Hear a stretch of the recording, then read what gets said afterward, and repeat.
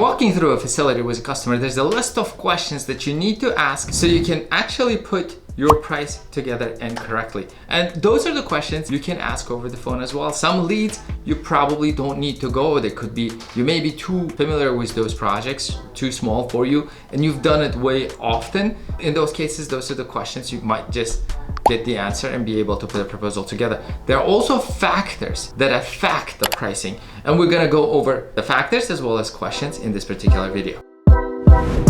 Okay, factors to quote. There are 5 of them. And number 1 would be scope of work. You have to, as a cleaner, exactly know and document the scope of work that the customer wants for you to do. Let's say you're doing a walkthrough and it's residential and they say, hey, don't touch the oven, but clean the refrigerator and inside of it. And then you write it down. And then when you send the proposal, you send it with that line item in there.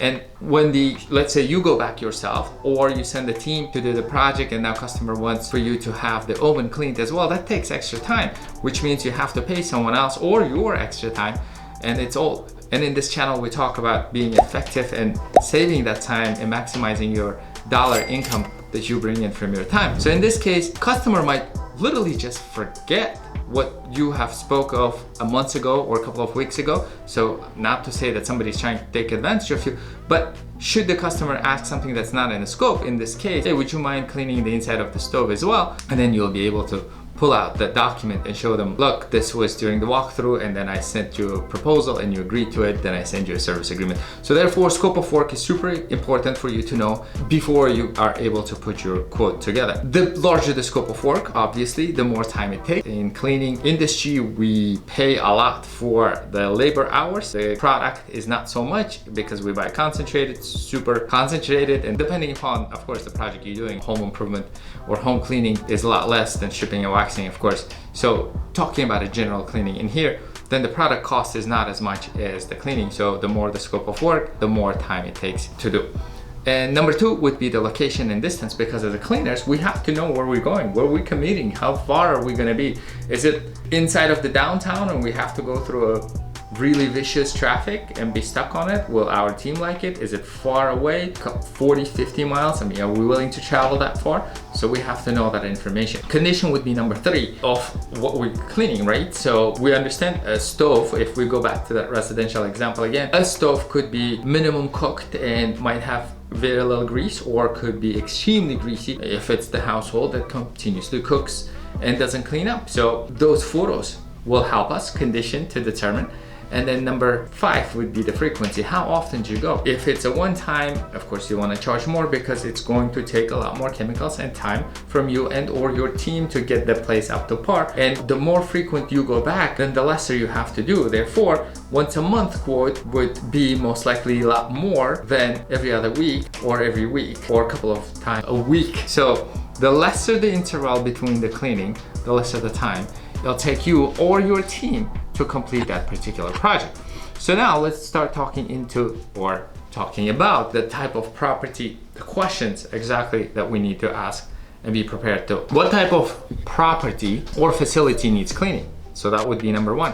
And we need to know whether it's a residential, whether it's commercial, whether it's an office or whether it's a warehouse. It could be various type of buildings, empty buildings, a parking lot. So each building has different requirements to go and clean. Number 2 would be the size of it. If it's a house, you want to know how many bedrooms, bathrooms, kitchen it has, the square footage. If especially it's more relevant with commercial spaces, especially if you do floor work like a carpet cleaning, stripping and waxing and etc. But it's also relevant for a residential cleaning too. Then you want to ask specific cleaning services that they're looking for.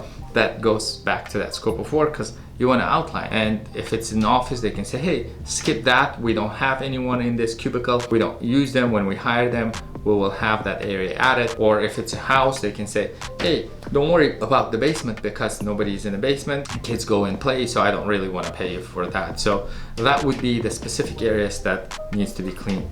The next would be the frequency, a number phone, because again, as I mentioned before, the shorter the interval, the lesser time and product you'll spend cleaning. Number 5 would be, do you have any specific cleaning requirements, such as eco-friendly products, pet-friendly, allergy requirements? You kind of need to know that to protect the customer and make sure that, let's say they might have a specific stainless steel or faucet and you don't want to apply a wrong stainless steel cleaner for it, and last thing you want to do is tarnish it. So those are the requirements that you want to know as a cleaner before you quote the project, and especially when you go. And also, whenever you send a team and it's not you, then you need to document it, because we had cases when we had documented it and we cleaned the surface and the customer came back to us saying, hey, you tarnished it. But we documented that we were gonna clean with the soft, literally water on the surface, no chemical, and that's what we did. So we suspect that the stain was there, but that was the case when that service agreement and super well-documented proposal got us out of that condition. Number 6 would be, are there any specific areas or items that require special attention, such as high traffic, carpets, woods, right? So if it's a lobby that needs to be cleaned more often, then of course you have to know that. Type of the floor will determine the type of the equipment, the method and chemical you use. Some of the lobbies will need more cleaning and attention compared to offices or bedrooms. So those are the things that you want to find out from the customer. Designed hours of service are super important, and that will be more in the commercial, especially some facilities like a manufacturing plants and etc. that like 24 hours, 7 days a week. We have contracts and we go and fill them from 2 a.m. to 6 a.m., right? 2 a.m. to 8 a.m. So we have some shifts that start there. And those, you will notice that weekend shift as well as overnight grave shift are harder to fill, which means now you have to pay someone more to incentivize them. The best motivation for someone to say yes is to pay them enough money. And the higher you pay, especially those are the shifts that are harder, and knowing that information in advance will help you to determine how much you're paying. So let's say there was a generic cleaning and you were gonna go with $20 an hour for an office cleaning where you're paying your employee and or subcontractor, but the customer told you, hey, it needs to be over the weekend, Saturday and Sunday only, and the cleaning should take between midnight and let's say 8 a.m. Well, now it's a lot difficult for you to fill that position and get the consistency, because you'll find that the people like to birthdays, beaches, parties, etc. All that stuff, the personal time happens over the weekend. So you'll find that you will have super extreme high turnover on that weekend shift. And overnight is the same thing as well. Not everybody is able to punch through overnights. I have done for about 3 years, but it's not, meaning like circadian rhythm, it's against our circadian rhythm, and then not everybody will be able to push through those hours for you.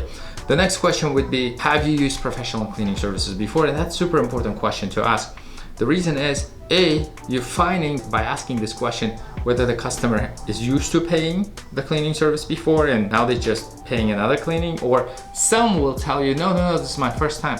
And what it tells me that because cleaning, the labor is expensive, it's not inexpensive, it's not a cheap service, it's more like a luxury service. Then if somebody who never paid, they would most likely have a price shock the very first time they'll see the price. So it kind of tells you the amount of budget that you have to be mindful of presenting to that person. If somebody never used the cleaning, so when they see the prices and you being higher, they most likely will throw away all of the prices and decide to clean themselves for another 6 months or more, or just throw away all of the prices and go with the cheapest. Then they'll just tell you how much energy and time you need to spend on that lead. And one thing to keep in mind is that's okay. If you lost the lead, you will get another one. So just don't be cycled on that particular lead and live off of the abundance mindset, not the scarcity mindset. And then when you line yourself up and level up to that receiving mode, then you'll see more good, more customers, more prosperity, more successful stuff coming into you. So just a little bit of deviation from the topic for you. What is your preferred budget is the next question, and this is the question number 9. And on this, when you ask this question, what I'd like you to do is be silent. Literally, don't say anything. Let the customer break the silence. So what you want to do is, when you're asking, and I'm about to bring you into a secret, so when you look at a customer and you're like, what is your budget for this?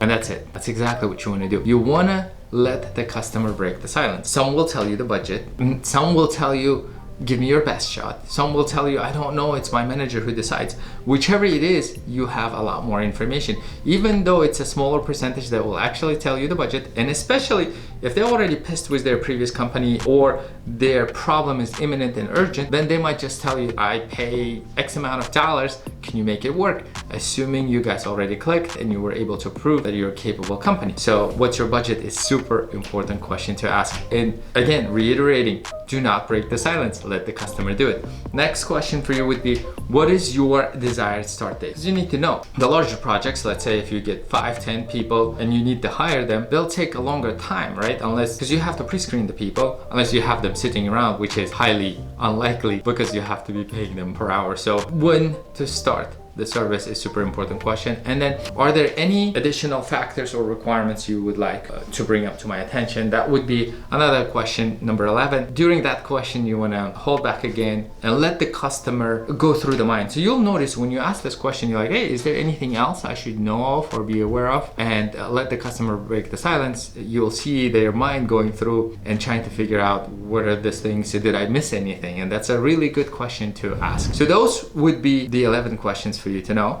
And go ahead and watch this video. If you haven't watched it, it'll help you to keep crushing your business. Thanks, bye-bye. See you on the next one.